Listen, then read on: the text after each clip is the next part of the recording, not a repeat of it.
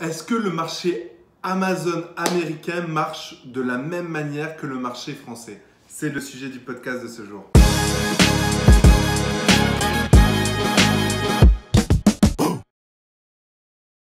Salut à toi et bienvenue sur ma chaîne YouTube. Là, on va parler de Amazon et du marché américain. Est-ce que c'est le même que le marché français? Est-ce que je dois me lancer sur le marché français ou européen? Est-ce que je dois me lancer sur Amazon US avec le Canada, le Mexique et tout ça?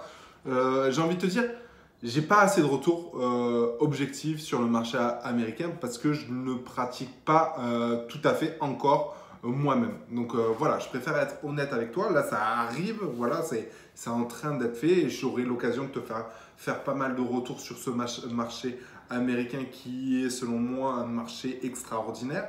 Mais j'ai pas encore assez de recul. Voilà. Tout ce que je peux te dire, c'est des échanges que j'ai eus avec des personnes qui sont sur le marché américain, des personnes qui me coachent actuellement pour me lancer dans le marché américain parce que j'ai envie de me lancer sur ce marché. Déjà, en toute logique, c'est tout à fait normal de s'imaginer que les deux marchés sont différents. Déjà, le fonctionnement est différent. Que ce soit en France et dans toute l'Europe, tu as cette TVA à gérer que tu n'as pas à gérer aux États-Unis. Voilà, le mode de fonctionnement est totalement différent par rapport à ça. Et surtout, le mode de consommation aux États-Unis est totalement différent avec celui de l'Europe. Et pourquoi? Tout simplement parce que Amazon est américain, parce que Amazon a une grosse visibilité aux États-Unis et une grosse part de marché aussi e-commerçante et aussi d'un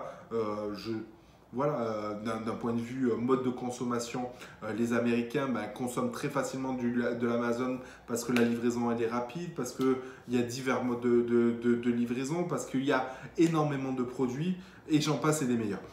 Tout ça pour te dire que Amazon US, forcément, c'est une machine de guerre. Amazon US, forcément, comme je te le disais, le mode de consommation est complètement différent. Les gens surconsomment sur Amazon parce que ils veulent plus forcément se déplacer, parce que forcément l'État, ils n'ont pas envie de perdre de temps.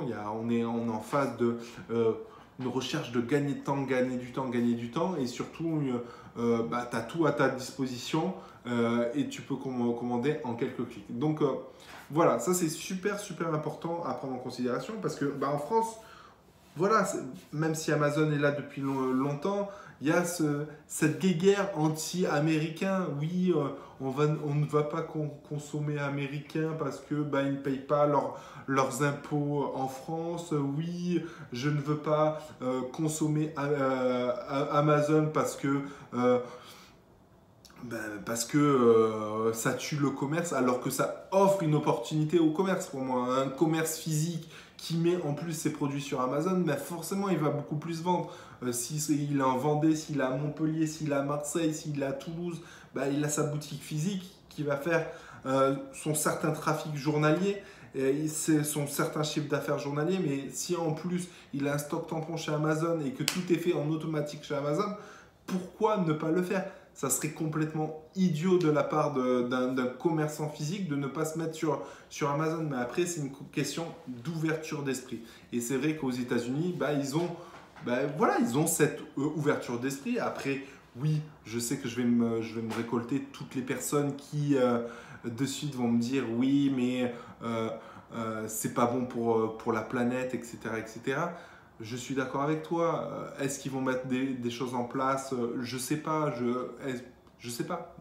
Après, si on commence à parler de pollution, de machin, tout ça, mais à ce moment-là, ne roule pas en voiture. À ce moment-là, n'achète même pas un stylo bille. Un stylo bille, il y a combien de pourcentage de pétrole ou de plastique dans un stylo bille? Voilà comment il est fait. Mais là, c'est pareil. À un moment donné, ne te cherche pas des faux problèmes. Bref. Tout ça pour te dire que les deux marchés sont totalement différents et du coup, ils doivent être pris de manière totalement différente parce que Amazon ben, en France et en Europe, ben, ok, tu peux dispatcher ton stock ben, dans toute l'Europe et même tu peux l'avoir en France et puis comment ça s'appelle, vendre dans l'Europe, les délais sont corrects.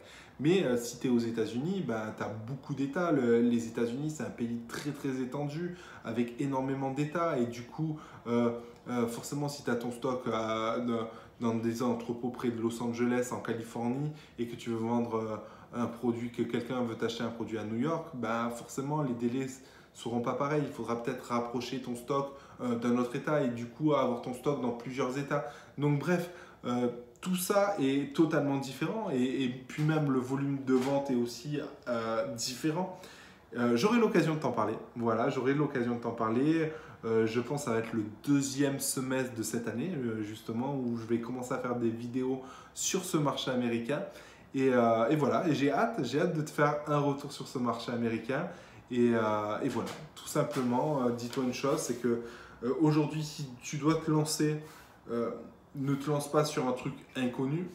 On a la chance de connaître le marché français, de connaître le comportement du marché français, de connaître l'Europe.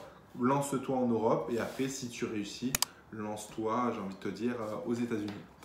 Voilà, sur ce, les rouillards, je vous dis à bientôt dans une prochaine vidéo. N'oublie pas de liker, de t'abonner à la chaîne et puis de me laisser un petit com, ça fait toujours plaisir. Allez, salut rouillards, ciao.